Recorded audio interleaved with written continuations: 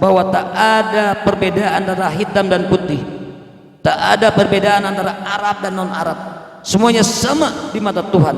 Tidak ada celah yang membedakan manusia antara yang satu dengan yang lainnya, kecuali tingkat ketakwaan mereka kepada Allah Subhanahu wa ta'ala.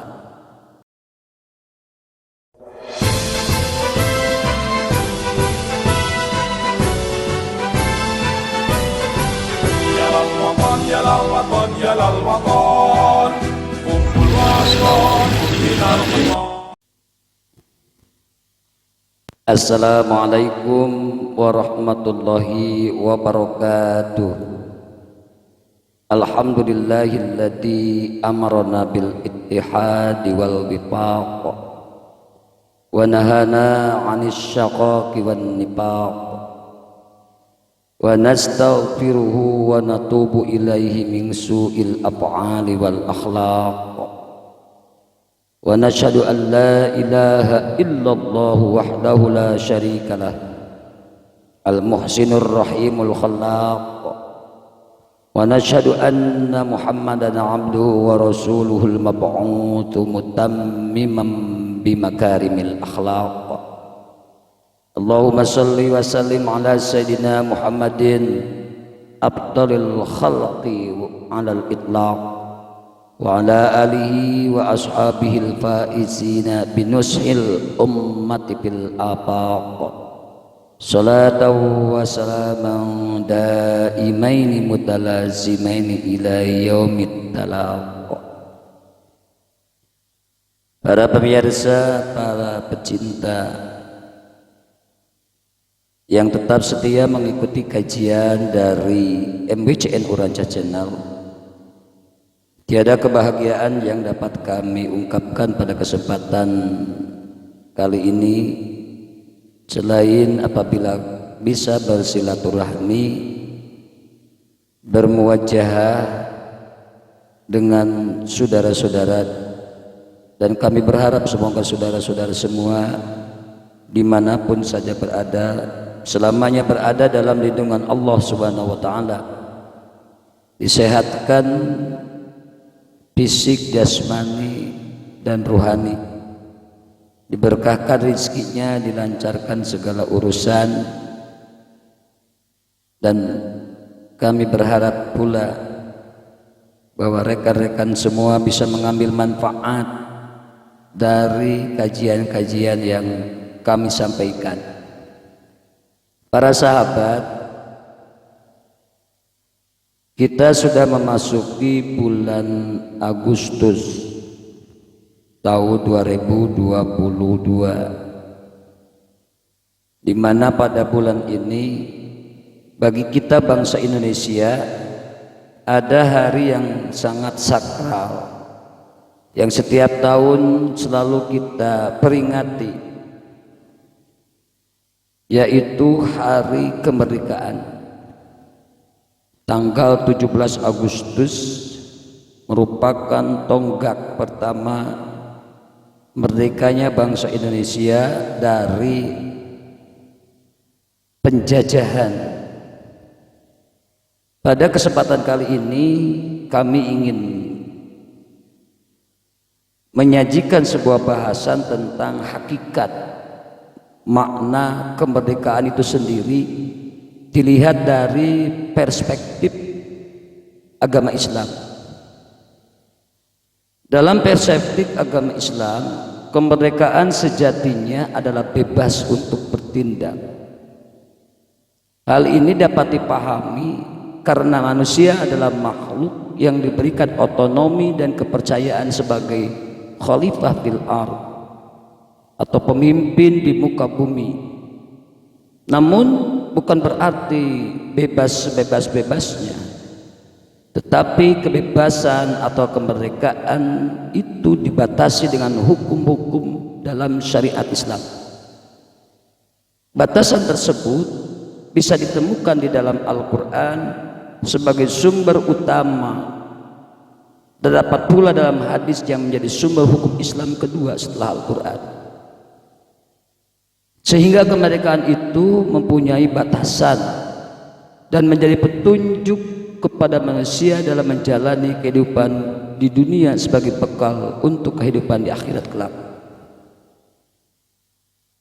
Dalam kamus bahasa Indonesia, dalam kamus besar bahasa Indonesia secara etimologi, merdeka itu diartikan bebas. Kemerdekaan artinya kebebasan. Sedangkan terminologi merdeka artinya bebas dari segala bentuk penjajah dan penjajahan atau penghambaan. Kemerdekaan adalah suatu keadaan di mana seorang atau negara bisa berdiri sendiri, bebas dan tidak terjajah. Sedangkan istilah kemerdekaan dalam bahasa Arab disebut al-istiqlal. Hari kemerdekaan disebut Idul Istiqlal. Hal ini merupakan bentuk penafsiran dari at-tahawwur wal khalasu minal qayyid wasyaitarah al-aznabiyah. Artinya bebas dan lepas dari segala bentuk ikatan dan penguasaan pihak lain. Dalam istilah lain disebutkan bahwa kemerdekaan adalah al-qudrah ala tanfidi ma'a adamil qasri wal anafi minal kharij. Artinya kemampuan untuk mengaktualisasikan diri tanpa adanya bentuk pemaksaan atau kekerasan dari luar dirinya. Dengan kata lain, kemerdekaan adalah bebas dari segala bentuk penindasan bangsa lain. Kata lain untuk makna ini atau makna merdeka adalah al-hurriyah. Kata ini biasa diterjemahkan sebagai kebebasan. Dari kata ini terbentuk kata at-tahrir yang berarti pembebasan. Tahrirul mar'ah berarti pembebasan perempuan. Orang yang bebas disebut ada al-hur. Sedangkan orang yang menjadi hamba disebut al-abid. Penggunaan kata kebebasan dalam konteks kaum muslimin hari ini tampaknya kurang menyenangkan. Sebagian mereka memandangnya dengan sinis. Ini boleh jadi karena kebebasan menjadi milik khas barat, padahal Al-Quran selalu menyebutkan kata ini dan bukan kata istiqlal. Dalam teks klasik, kata al-hurriyah amatlah populer. Kata al-hurriyah atau kebebasan itu terpuji, akan tetapi makna-makna sebagaimana disebutkan di atas masih amatlah sederhana dan formalistik, masih semi merdeka. Kemerdekaan yang diproklamasikan pada tanggal 17 Agustus 1945 barulah gerbang dan pintu yang terbuka. Kemerdekaan atau kebebasan secara maknawi sejatinya adalah suatu situasi batin yang terlepas dari segala rasa yang menghimpit, yang menekan dan menderitakan jiwa, pikiran dan gerak manusia, baik yang datang dari dalam diri sendiri maupun yang datang dari luar. Ada juga yang berpendapat bahwasanya kemerdekaan atau kebebasan adalah suasana hati yang damai, tenang, terbukanya kehendak-kehendak dan harapan-harapan yang manis dari seorang manusia. Di dalam Al-Quran terdapat ayat-ayat yang berbicara tentang kemerdekaan. Melalui ayat-ayat ini kami ingin menyampaikan beberapa pandangan Al-Quran tentang makna kemerdekaan. Yang pertama, makna kemerdekaan dapat diambil dari kisah Nabi Ibrahim alaihissalam ketika beliau membebaskan diri dari orientasi asasi yang keliru dalam kehidupan manusia. Dalam Quran surat Al-An'am ayat 76 sampai 79 dikisahkan perjalanan spiritual Nabi Ibrahim dalam mencari Tuhan.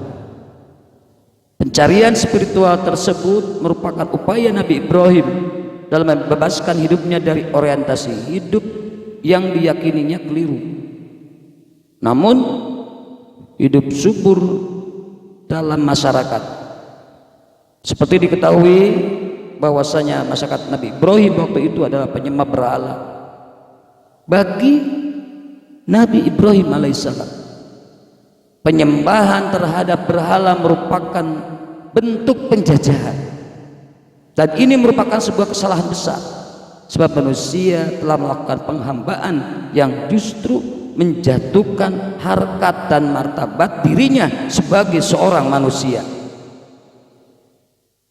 Bentuk penghambaan yang menjatuhkan harkat martabat manusia seperti itu juga terjadi pada era modern.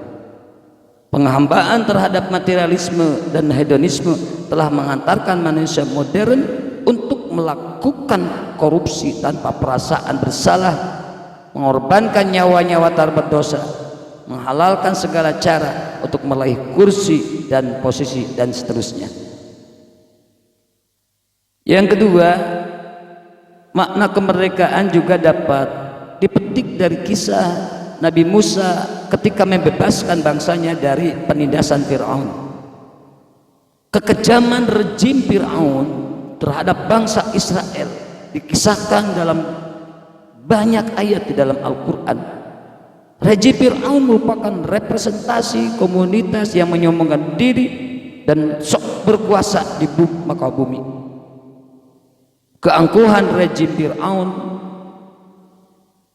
membuat mereka tak segan membunuh, memperbudak kaum laki-laki bangsa Israel, menistakan kaum perempuannya. Keangkuhan inilah yang mendorong Nabi Musa tergerak memimpin bangsanya untuk membebaskan diri dari penindasan dan akhirnya meraih kemerdekaan sebagai bangsa yang mulia dan bermartabat. Mengakhiri keangkuhan seperti halnya kisah sukses Nabi Musa, proklamasi 17 Agustus 1945 hakikatnya juga merupakan momen yang mengakhiri episode keangkuhan dan penindasan rejim kolonial baik Belanda ataupun Jepang. Sebuah keangkuhan yang membuat bangsa kita miskin dan terhina selama ratusan tahun. Namun jangan lupa, berakhirnya keangkuhan dan penindasan rejim kolonial tidak serta-merta membebaskan rakyat Indonesia dari keangkuhan dan penindasan rejim lain dalam bentuk yang berbeda. Tugas terberat dari sebuah bangsa merdeka sesungguhnya adalah bagaimana mempertahankan kemerdekaan dirinya sebagai bangsa merdeka serta bebas dari hegemoni internal dan eksternal yang menindas. Merdeka dari hegemoni penindasan internal berarti bebas dari penguasa pribumi yang bertindak laku laksana penjajah asing. Yang ketiga, kisah sukses Nabi Muhammad SAW dalam mengemban misi profetiknya di muka bumi. Ini menjadi sumber ilham yang tak pernah habis bagi bangsa Indonesia untuk memaknai kemerdekaan secara lebih holistik dan integral. Ketika diutus 14 abad silam, Nabi Muhammad menghadapi sebuah masyarakat yang mengalami 3 penjajahan sekaligus: disorientasi hidup, penindasan ekonomi, dan kezaliman sosial.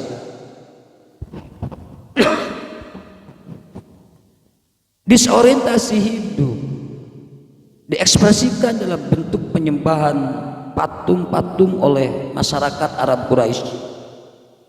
Rasulullah SAW berjuang keras mengajarkan kepada umat manusia untuk menyembah Allah Subhanahu wa Ta'ala, Tuhan yang Maha Esa, dan meninggalkan Tuhan-Tuhan yang menurunkan harkat dan derajat sebagai manusia. Penindasan ekonomi dilukiskan oleh Al-Quran sebagai sesuatu yang membuat kekayaan hanya berputar pada kelompok-kelompok tertentu saja. Rasulullah Shallallahu Alaihi Wasallam mengkritik orang-orang yang mengumpulkan dan menghitung-hitung harta tanpa pernah mempedulikan kesejahteraan sosial dan keadilan ekonomi. Rasulullah mengkampanyekan pembebasan budak, kesetaraan laki-laki dan perempuan, kesederajatan bangsa-bangsa.